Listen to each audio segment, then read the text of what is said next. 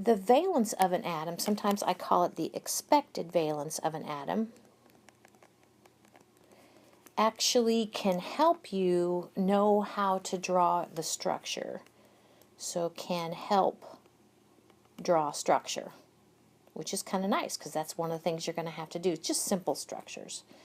Can help draw structure. And it means, sometimes I will call it the number of times that it reaches out, it being an atom. So I call it the number of times atom reaches out. And you're like, reaches out? What do you mean by that? And what I mean by that is the number of sigma and pi bonds that an atom will form, or generally form. An atom will generally form with all the other atoms it's going to reach out to. Okay, so the expected valence of an atom. So the expected valence of an atom, it's always 8 minus the group number, and I have the next slide kind of does that for you.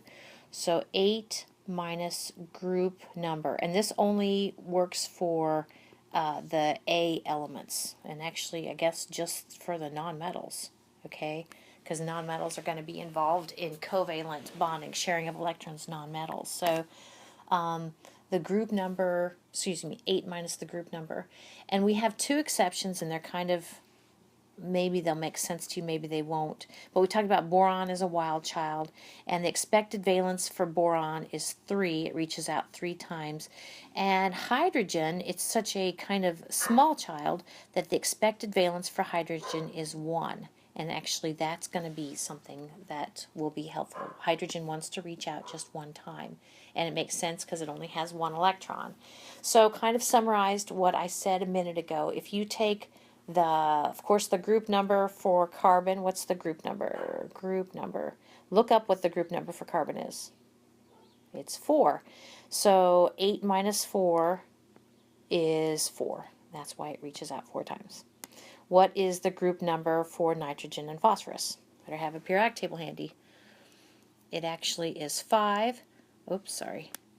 It's 5, so 8 minus 5 is 3. So those will reach out 3 times. What's the group number for nitrogen and sulfur? Actually, it's 6. So 8 minus 6 is 2. They reach out 2 times. So remember what this means. This is the total number of sigma and pi bonds. So sigma plus pi. Okay. Oops, I missed the halogens. What's the group number for the halogens? It's 7, so 8 minus 7 is 1. So we expect them to reach out 1 time. Very good. Now, in your final Lewis structures, hydrogen will only want to reach out 1 time. Okay, it only form 1 actually sigma bond, won't it? And boron will want to reach out 3 times.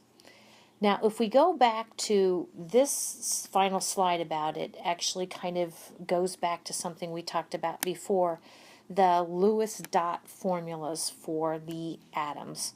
So we talked about Lewis dot structures, or Lewis structures. They're related to these Lewis dot formulas, very much so. So if we pick on carbon, we remember anytime for the Lewis dot formulas or Lewis structures, you see a symbol of the element that represents the nucleus of that element and the nonvalence electrons. Carbon, of course, is a 4A, so these are the 4 valence electrons around a carbon atom. Now we can kind of see if it wants to make a complete octet, how many things have to park, okay, to go ahead and make it a complete octet, assuming they're sharing 1 electron. So I've drawn 4. It wants to reach out 4 times. You can kind of see it, 4 things parking there to complete its octet. Does that make sense? Nitrogen is a 5A. Those are the 5 valence electrons around a nitrogen atom. How many things need to park to go ahead and give it a complete octet? Well, 3 things. So it reaches out 3 times. Oxygen is a 6A. Those are the 6 valence electrons. How many things need to park? 2. Okay, so expected valence is 2. Fluorine is one of the halogens. Those are the 7 valence electrons around fluorine. How many things need to park? Just 1. Okay, and this is funny. Well, maybe not so. But if it can accommodate 8 electrons, how many things need to park around neon? 0. Okay, so I hope that helps.